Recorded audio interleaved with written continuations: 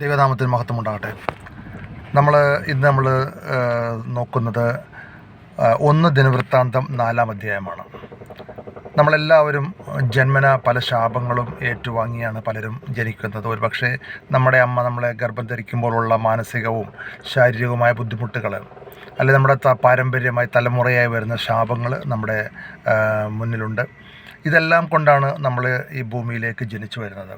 അപ്പോൾ നമ്മൾ ഈ ശാപത്തെ അല്ലെങ്കിൽ തലമുറയായിട്ട്, അല്ലെങ്കിൽ നമ്മളുടെ മറ്റുള്ള പിതൃക്കന്മാർ വഴിയുള്ള ശാപങ്ങളെ നമ്മൾ ബ്രേക്ക് ചെയ്തുകൊണ്ട്, നമ്മൾ യേശുവിൻ്റെ രക്തം കൊണ്ട് ബ്രേക്ക് ചെയ്തുകൊണ്ട് നമ്മൾ ആരംഭിക്കുകയാണെങ്കിൽ നമുക്ക് വലിയ ഉയർച്ചയുണ്ടാകും. നമ്മളുടെ ശാപങ്ങളെല്ലാം മാറുവാനുള്ള വലിയ അനുഗ്രഹം ഉണ്ടാകും.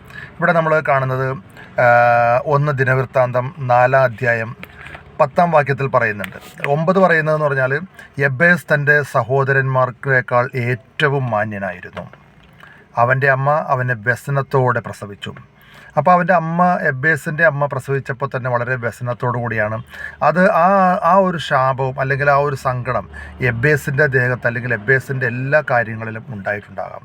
അതുകൊണ്ടാണ് 4-ാം അധ്യായം 10-ാം വാക്യത്തിൽ പറയുന്നത് പറഞ്ഞാൽ, യബ്ബേസ് ഇസ്രായേലിൻ്റെ ദൈവത്തോട്, നീ എന്നെ നിശ്ചയമായി അനുഗ്രഹിച്ച് എൻ്റെ അതിർത്തി വിസ്തൃതമാക്കുകയും നിൻ്റെ കൈ എന്നോട് കൂടെ ഇരുന്ന് അനർത്ഥം എനിക്ക് വ്യസനം കാരണമായി തീരാതിരിക്കുവാൻ എന്നെ കാക്കുകയും ചെയ്യണമേ എന്നപേക്ഷിച്ചു. അപ്പോൾ ആ തലമുറയായിട്ട്, അല്ലെങ്കിൽ അവൻ്റെ അമ്മയുടെ വയറ്റിൽ കിടന്നപ്പോൾ ഉണ്ടായ ശാപത്തെ യബ്ബേസ് തന്നെ ദൈവത്തോട്, ഇസ്രായേലിൻ്റെ ദൈവത്തോട് പ്രാർത്ഥിക്കുന്ന ഒരു പ്രാർത്ഥനയാണ്. അപ്പം അതിന് മറുപടി എന്താണ്? അവൻ അപേക്ഷിച്ചത് ദൈവം അവന് നൽകി. അല്ല, അപ്പോൾ നമുക്കറിയാം, നമ്മൾ ഇതുപോലെ പല സങ്കടങ്ങളിലൂടെയും പല ശാപങ്ങളിലൂടെയും നമ്മുടെ തലമുറ വഴിയായിട്ടുള്ള പല ശാപങ്ങളും നമ്മുടെ മേലുണ്ടാകും. ഈ ശാപങ്ങളെല്ലാം നമ്മളുടെ ദൈവത്തോട് പ്രാർത്ഥിച്ച് നമ്മൾ ഈ ശാപങ്ങളെ മാറ്റിയെടുക്കണം. അതിനേറ്റവും നല്ലൊരു പ്രാർത്ഥനയാണ് 1 ദിനവൃത്താന്തം 4-ാം അധ്യായത്തിൽ യബ്ബേസ് പ്രാർത്ഥിക്കുന്നത്.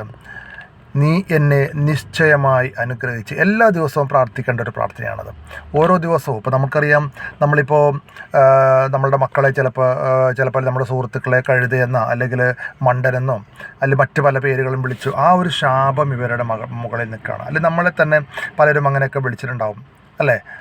നീ രക്ഷപ്പെടില്ല, അല്ലെങ്കിൽ അങ്ങനെ എന്തെങ്കിലുമൊക്കെ പറഞ്ഞിട്ടുണ്ടാവും. ഇതിനെ നമ്മൾ എല്ലാ ദിവസവും നമ്മൾ ദൈവത്തോട് പ്രാർത്ഥിക്കേണ്ട ഒറ്റ പ്രാർത്ഥനയാണ്, നീ എന്നെ നിശ്ചയമായി അനുഗ്രഹിച്ച് എൻ്റെ അതിർത്തി വിസ്തൃതമാക്കുകയും നിൻ്റെ കൈ എന്നോട് കൂടെ ഇരുന്ന് അനർത്ഥം എനിക്ക് വ്യസന കാരണമായി തീരാതിരിക്കുവാൻ എന്നെ കാക്കുകയും ചെയ്യണമേ.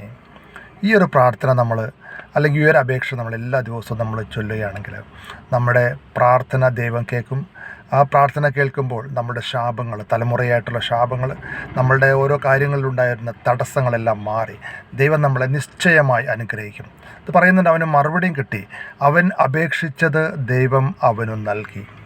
അതുപോലെ നമ്മൾ അപേക്ഷിക്കുമ്പോൾ നമ്മളുടെ ആവശ്യങ്ങൾ, അല്ലെങ്കിൽ നമ്മളുടെ ഈ ശാപങ്ങളെ ദൈവം മാറ്റിയെടുത്ത് നമ്മുടെ അതിരുകളെ വിസ്താരമാക്കുവാൻ തക്കവണ്ണം ശക്തനാണ് നമ്മുടെ ദൈവം.